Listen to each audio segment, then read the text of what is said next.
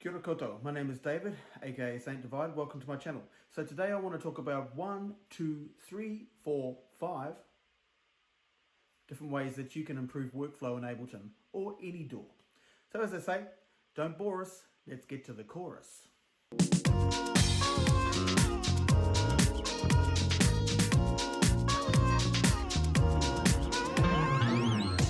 So the first thing that I want to show you to improve workflow is the zoom function. So traditionally in Ableton, you go up here and, zap around like this, hold down Option Command, turn it into a hand and move the whole thing around, or hit the plus key or whatever. But we can zoom right in using Z. So if I want to say I can go in a bit closer here, create a section and go Z. And it's going to take me right into that selection. I could make that selection even smaller if I wanted to, and select that and go Z again. The great thing about this is it just keeps you focused, and X to go out.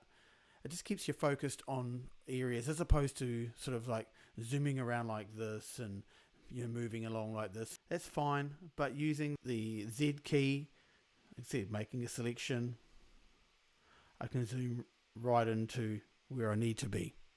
X to get out. So the next thing that I think is really super important in Ableton is creating a marker at the beginning of your session that you can quickly jump back to. So if we have a look here, I can create a marker by just placing the cursor where I want it to be, going up here and going set, and I get a marker. If I move this marker to the front of the session, I'm going to rename it Start. And I'm also now going to go into the key mapping. I'm going to select the start and I'm going to give it the number 1. Go out of key mapping.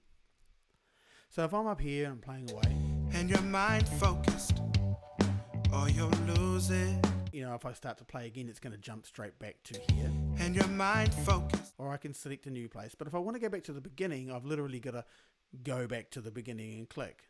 So if I'm down here, I'll press 1 and I'm straight back to the start.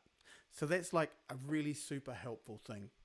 So number 3 on the list is to actually add a key command to setting the locators.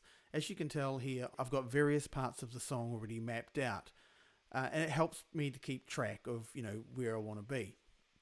And this sort of leads on to something else I'm going to show you as a bit of a bonus tip here, but it's just a really great sort of thing to be thinking about.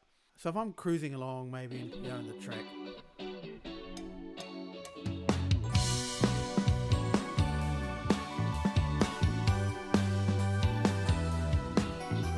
and I want to put a marker in here, well, I'd have to press set, but I want a key command. So it's pretty easy.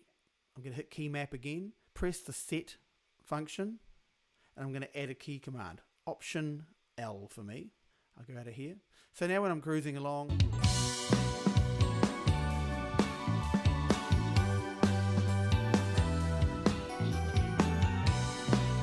I can just instantly add in a locator. And it might be just a key point of interest that I want to revisit later on or what have you. I just think that, having that function automated is super helpful. So as a bonus sort of tip about markers and so on and so forth, you would have remembered that I gave the start marker the number 1. You could go through, assign numbers to all the key parts of your song. So I'll just do that quickly.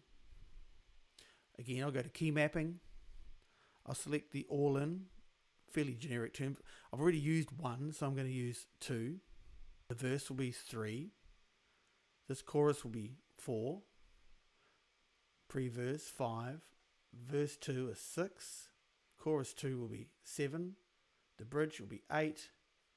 And this outro part will be 9. So if I snap out of here, I can go back to the beginning. Here I am.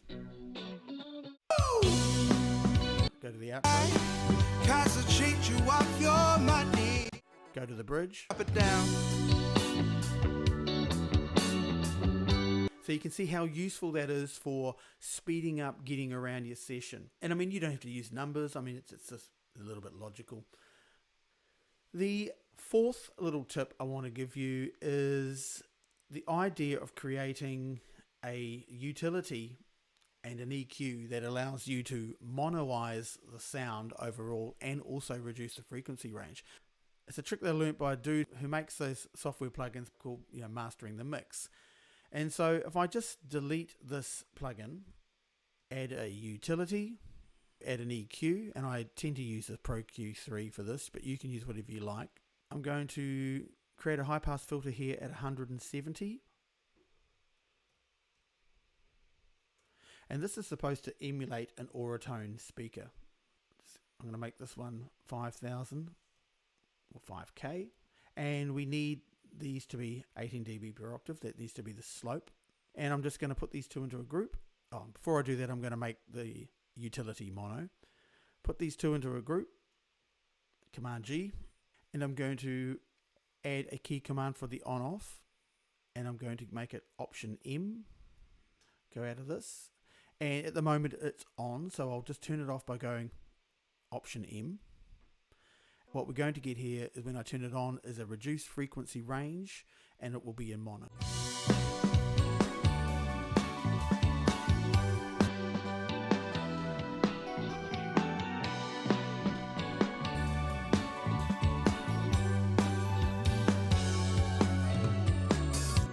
Let's raise the stakes for today's game. And I find this incredibly useful when it comes to listening to your mix in mono in a reduced frequency range, just like it would be on an Auratone speaker. Of course, it's not going to be like an Auratone speaker as such. It's just a simulation, but it's super helpful in terms of you can constantly reference what your mix is sounding like, well, in mono and much smaller. Well, the last tip that I want to show you to improve your workflow is if I open up a new audio channel here, click on it, you'll see that I have a utility set to -6 dB. If I go back to here and create a new MIDI channel, I've got the same thing. Why I'm doing that is because when you put in samples, a lot of them are already hitting 0 dB. They've been produced and mastered and they're really super loud. And you can introduce a kick or a snare or whatever element that's a sample, and it can just start smashing your master. So I always have this precautionary -6 dB on every channel I create, and it just helps with the overall monitoring or managing of gain staging. What it also allows me to do as a bit of a bonus workflow thing, I don't end up messing around so much with the volumes of the channels. I just adjust the volumes of the utilities in the channel, and it just sort of makes for a cleaner way of doing stuff as well. So there you have it, 5 different ways to improve your workload. I hope you found that interesting. There's lots of different things that you can do to improve your workflow within a session, and I highly recommend that you explore some other ways. Let me know in the comments if you have some other ways of improving your workflow and so on and so forth. So that's all for now. So subscribe, like, or whatever. You don't have to, swipe that way or that way, whatever it is you do. And I'll see you again next time. Ka kite anō.